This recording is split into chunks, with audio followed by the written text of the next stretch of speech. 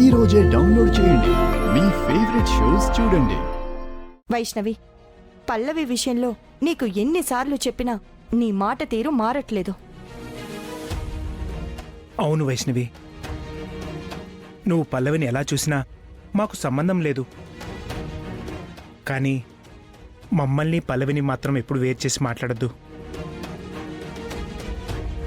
పల్లవి నా కళ్ళ ముందుంటే అది నాకు సంతోషం. నా మనసుకి ఏదో తెలియని ఆనందం.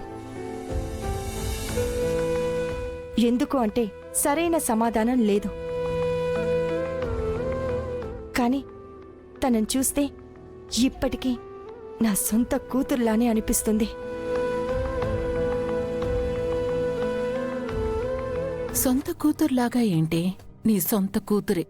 నీ కళ్ళ ముందున్నా నీతో ఉన్నా నువ్వు మాత్రం తెలుసుకోలేవు. అవునమ్మా, పల్లవీళ్ళు అక్కడే ఉండిపోయిందేంటమ్మా? తను అసలు అక్కడ ఎందుకు ఉండాలమ్మా? మన ఇంటికి వచ్చేయచ్చు కదా. ఎందుకొస్తుంది మావయ్య గారు? ఆ ఇంట్లో పెద్ద ఆవిడికి ఏదో బాగాలేదని చెప్పి వెళ్ళింది. జీతం ఇస్తున్నారు కదా, ఇక్కడికొస్తే ఏమిస్తాం? పల్లవేమీ డబ్బుల కోసం పనిచేయట్లేదు. మరి ఆ ఫ్యామిలీని ఉద్ధరించడానికి పనిచేస్తుందా? నువ్వనుకుంటున్నట్టు ఆ కుటుంబాన్ని ఉద్ధరించడానికో డబ్బుల కోసమో తను పనిచేయట్లేదు. అక్షిత కోసమే తను అక్కడ ఉంటోంది. అక్షిత కోసమా? అవును. నా కూతురు కోసం అదక్కడ ఉండడమేంటి? అదే నీకు తెలియంది. ఏంటమ్మా, ఏంటి నువ్వు అంటోంది? నిజం మావయ్య గారు,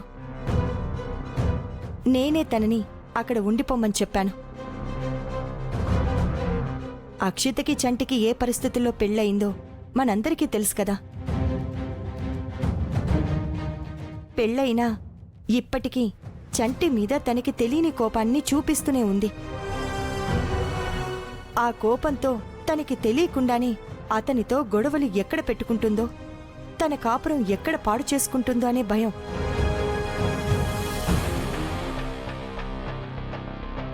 అందుకే పల్లవి అక్కడుంటే అక్కలా దాన్ని దగ్గరుండి చూసుకుంటుంది. తనని నీ సొంత చెల్లెలే అనుకొని చూసుకోవాలి. తను ఏ పొరపాట్లు చేసినా నువ్వే సరిదిద్దాలి. తన కాపురం ఎలా చక్కబెట్టుకోవాలో తనకి తెలిసేలాగా చెయ్యాలి. కాబట్టి అంతవరకు నువ్వక్కడే ఉండు అని నేను మాట తీసుకుంటే, నాకిచ్చిన మాట కోసం పల్లవి అక్కడుంటోంది మావయ్య గారు.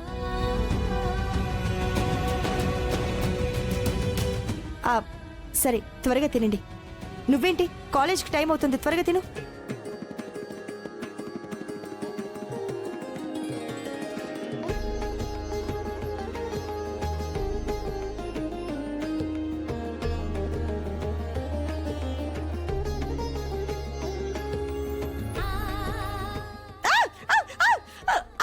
ఏమైందమ్మా?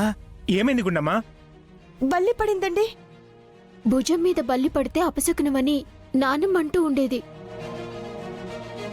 అమ్మా గుండమ్మా, ఇదేదో అపశకునులా ఉందమ్మా. ఈ రోజు కాలేజీకి వెళ్ళకపోతే ఏమైందమ్మా? భలేవారు మావయ్య గారు, ఈ చిన్న చిన్న వాటికి భయపడి పనులు మానేసుకుంటావా ఏంటి? అది కాదులే పెద్దమ్మా, ఒక్కసారి ఆలోచించు. అంటే ఏంటి, ఈ ఒక్కరోజు కాలేజీ ఎక్కొడదామనుకుంటున్నావా? ఏదైనా కీడు జరిగితే నాకే కదా. నువ్వు ముందు తిని రెడీ అవ్వు.